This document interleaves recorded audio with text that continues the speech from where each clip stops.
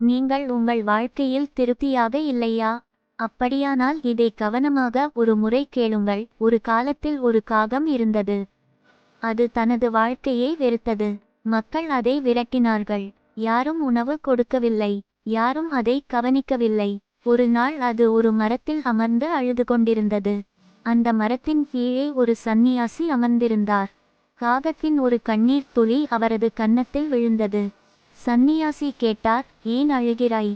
காகம் சொன்னது, யாரும் என்னை நேசிக்கவில்லை. மக்கள் என்னை குப்பையாக நடத்துகிறார்கள். இந்த வாழ்க்கை வாழ்வதற்கே தகுதியற்றது. சந்நியாசி அமைதியாக பதிலளித்தார், மகிழ்ச்சி என்பது நீ என்ன என்பதல்ல, நீ உன் வாழ்க்கையை எப்படி பார்க்கிறாய் என்பதுதான். காகம் அதை ஏற்கவில்லை. அப்போது சந்நியாசி கேட்டார், நீ ஏதாவது ஒன்றாக மாற வேண்டுமெனில் எதை தேர்ந்தெடுப்பாய்? காகம் உடனே சொன்னது, நான் அன்னப்பறவையாக இருக்க விரும்புகிறேன். எல்லோரும் அன்னப்பறவையை விரும்புகிறார்கள். சந்நியாசி சொன்னார், முதலில் அன்னப்பறவையிடம் கேள், அது உண்மையில் மகிழ்ச்சியாக இருக்கிறதா என்று. அன்னப்பறவை சொன்னது, நான் மகிழ்ச்சியாக இல்லை. எனக்கு நிறங்கள் இல்லை. கிளிதான் அதிகம் மகிழ்ச்சியாக இருக்கும். கிளி சொன்னது, நான் மகிழ்ச்சியாக இல்லை.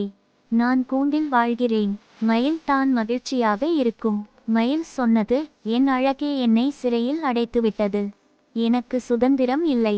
அப்போது சந்நியாசி காகத்திடம் சொன்னார், நீயே ஒரே பறவை, யாரும் உன்னை கூண்டில் அடைக்கவில்லை. நீ சுதந்திரமாக இருக்கிறாய். இந்த கதையின் நெறி, பலர் வாழ்க்கை மோசமாக இருப்பதால் மகிழ்ச்சியற்றவர்களாக இல்லை.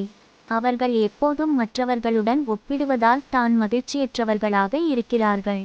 எப்போதும் உன்னைவிட அதிகம் கொண்டவரும் இருப்பார், குறைவாக கொண்டவரும் இருப்பார். நீ ஒப்பிடிக்கொண்டே இருந்தால் ஒருபோதும் திருப்தி அடைய முடியாது. பதவி, புகழ், அழகு இவையெல்லாம் தற்காலிகம். ஆனால் சுதந்திரமும் மன அமைதியும் தான் உண்மையான செல்வம். ஒப்பிடும் பழக்கத்தை நிறுத்துங்கள், அது உங்கள் மகிழ்ச்சியை அழிக்கிறது.